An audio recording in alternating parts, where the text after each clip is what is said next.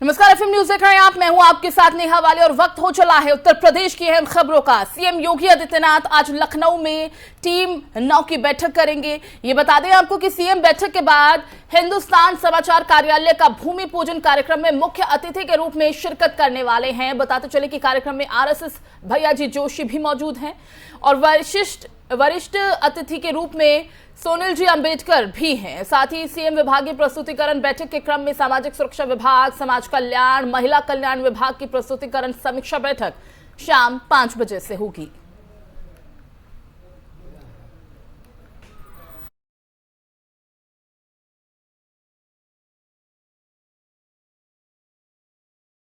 बढ़ते आगे और रुक करेंगे उत्तर प्रदेश की इस अहम खबर का, जहां पर किसान आंदोलन के दौरान लखीमपुर खीरी में जो हिंसा हुई थी उसे भूल पाना बहुत मुश्किल है और शायद ही कोई उसे भूल पाया होगा। बता दें कि पिछले साल 3 अक्टूबर को उप मुख्यमंत्री केशव प्रसाद मौर्य की यात्रा में यह हिंसा हुई थी, जिसमें 8 लोगों ने अपनी जान गंवाई थी। लखीमपुर खीरी हिंसा मामले में केंद्रीय मंत्री अजय मिश्र के बेटे आशीष मिश्र अभियुक्त हैं और इसी मामले पर आज सुप्रीम कोर्ट ने आशीष मिश्र की जमानत को रद्द कर दिया है। बताते चले कि आशीष को 1 हफ्ते में सरेंडर करना होगा।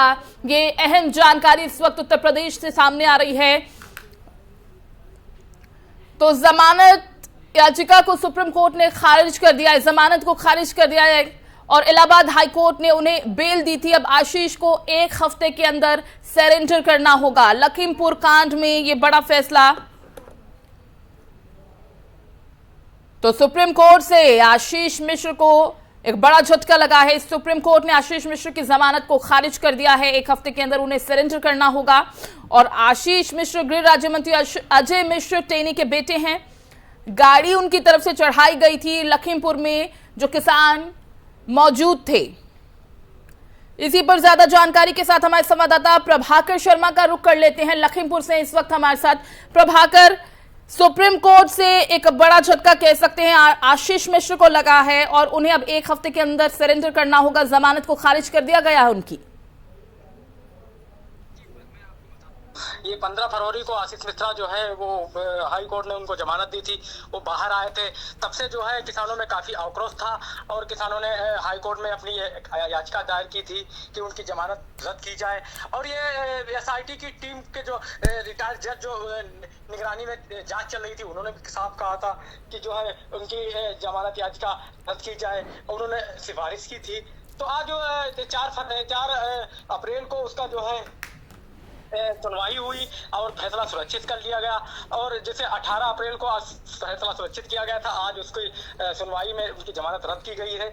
कोर्ट ने कहा है कि 1 हफ्ते में सरेंडर करे। और ये कोर्ट ने ये भी कहा है कि जो हाई कोर्ट ने उनको जमानत दी थी वो जल्दबाजी में जमानत हुई थी, उस पर वो पुनः विचार करे और जो है जो पीड़ित पक्ष है उसको सुना जाए, इसके बाद ही फैसला दिया जाए। जी, तो यानी हम ये कह सकते हैं प्रभाकर, जिस तरह से आपने भी अभी बताया कि आशीष मिश्र को जब जमानत दी गई थी उस वक्त किसानों में बहुत दुख था, रोष था।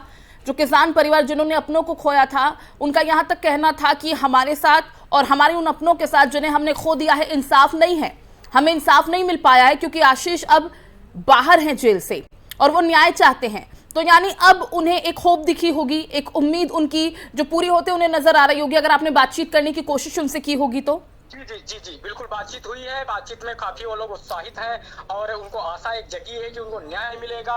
और उनके जो राष्ट्रीय अध्यक्ष हैं किसान यूनियन के राकेश टिकैत जी, उनके भी आने का प्रोग्राम लखीमपुर बन चुका है। सुनने में यह आ रहा है कि 22 अप्रैल को वो लखीमपुर आएंगे और किसानों से मिलेंगे, पीड़ित पक्ष से मुलाकात करेंगे, कि उनकी बात सुनेंगे। और इसके बाद जो है किसानों में काफी उत्साह भी है और किसानों को लग रहा है कि हाँ, अब हमारे साथ न्याय होगा। ठीक है, तो आपकी अगर पीड़ित पक्ष से बात हुई हो तो उनका अभी क्या रिएक्शन है ये फैसला आने के बाद?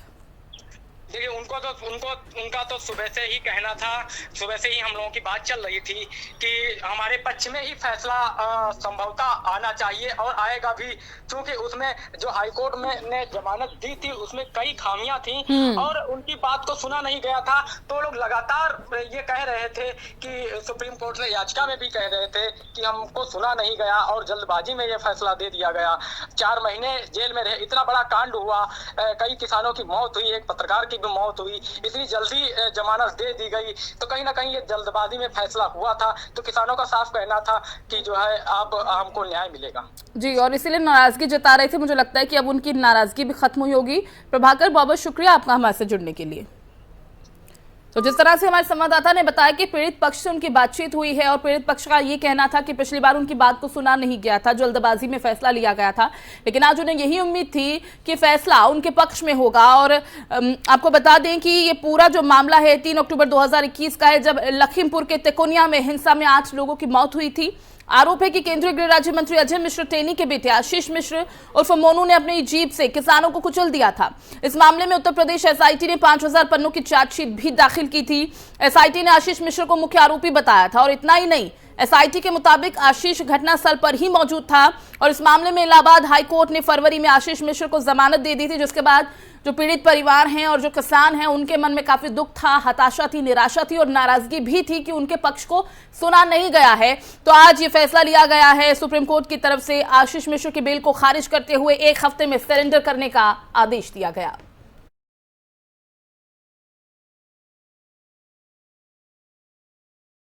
और वहीं लखीमपुर में काली स्कॉर्पियो ने बाइक सवार 2 चचेरे भाइयों को टक्कर मार दी। बता दें कि इस दौरान तेज रफ्तार काली स्कॉर्पियो कार से कुचलने के कारण उनकी दर्दनाक मौत हो गई। जानकारी के मुताबिक दोनों मृतक खेरी थाना क्षेत्र के गांव किरतपुर में रहने वाले हैं। किसी काम से वो रामापुर आए और जब वो घर लौट रहे थे तब ये दुखद हादसा हुआ। वहीं 2 युवकों की मौत के बाद परिवार में कोहराम है, दुख है। सूचना के बाद मौके पर पहुंची पुलिस ने स्कॉर्पियो कार और उसके चालक मुनेंद्र को अपने कब्जे में ले लिया है और स्कॉर्पियो कार सदर विधायक योगेश वर्मा की है, जो उनकी पत्नी नीलम वर्मा के नाम से दर्ज है। जानकारी के मुताबिक जिस समय स्कॉर्पियो कार से यह हादसा हुआ उस समय सदर विधायक गाड़ी में मौजूद नहीं थे।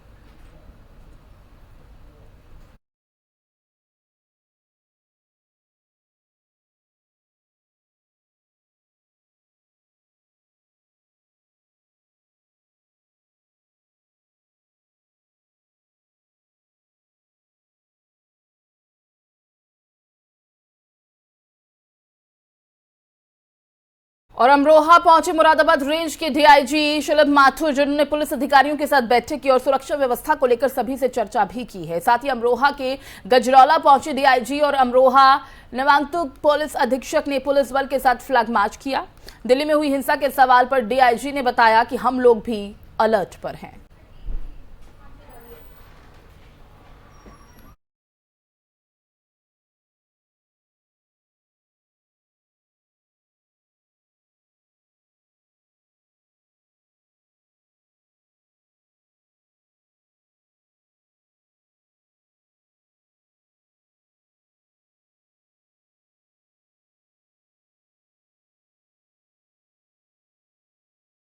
देखिए, एक तरफ जहां उत्तर प्रदेश में पुलिस अलर्ट पर है तो वहीं दूसरी तरफ अपराधी भी अपनी दहशत फैलाने से पीछे नहीं है, कम नहीं है।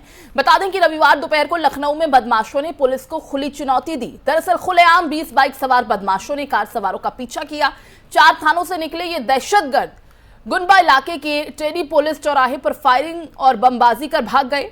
पीड़ित नदीम ने आरोप लगाया कि बदमाशों ने फिल्मी अंदाज में 7 से 8 राउंड फायरिंग की और कार पर बम फेंके। इस वारदात से पूरे इलाके में दहशत फैली है। गोली कार में लगने से युवक जो उसमें सवार थे उनकी जान बच गई बाल बाल। पीड़ितों ने पुलिस को सूचना दी। मौके पर अधिकारी और थाने के प्रभारी निरीक्षक पहुंचे। देर शाम को गुनबा थाने में पुलिस की तहरीर पर हत्या के प्रयास का मुकदमा दर्ज कर आरोपियों की तलाश शुरू कर दी गई है।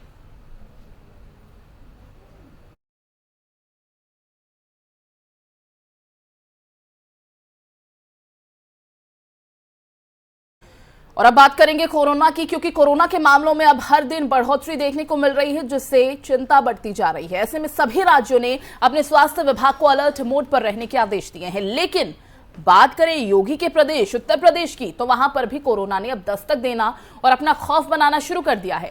बता दें कि धीरे धीरे प्रदेश में कोरोना संक्रमण के मामलों में बढ़ोतरी होते नजर आ रही है। बीते 24 घंटे में यूपी में कोरोना के 135 नए मामले सामने आए। एक व्यक्ति ने कोरोना के चलते अपनी जान गंवाई। प्रदेश में सबसे ज्यादा कोरोना के मामले गौतम बुद्ध नगर में मिले हैं, जहां संख्या 76 है। इसके बाद गाजियाबाद, जहां पर संख्या 33 है, लखनऊ में 7 और कानपुर नगर में 5 मरीज मिले हैं। इनमें से 4 एक ही परिवार के हैं। बात करें बीते 4 दिनों की, तो प्रदेश में कोरोना संक्रमण की दर में 0.09% की बढ़ोतरी हुई। कोरोना के कल 135 नए मरीज मिले। हालांकि 31 संक्रमित ठीक भी हुए हैं। प्रदेश में 8 दिन बाद एक मरीज की मौत हुई। कोविड को लेकर गौतम बुद्ध नगर में विशेष सतर्कता अभियान चलाया जा रहा है। एनसीआर के सभी जिलों के संक्रमितों की जीनोम सीक्वेंसिंग के भी निर्देश दिए गए हैं। तो यानी कि अब देश में जैसे कि अलग अलग राज्यों में रोजाना हम आपको अपडेट देते हैं और सतर्क रहने के लिए भी कहते हैं कि अब मामले बढ़ते नजर आ रहे हैं, तो आप सभी दर्शकों को सतर्क रहना जरूरी है।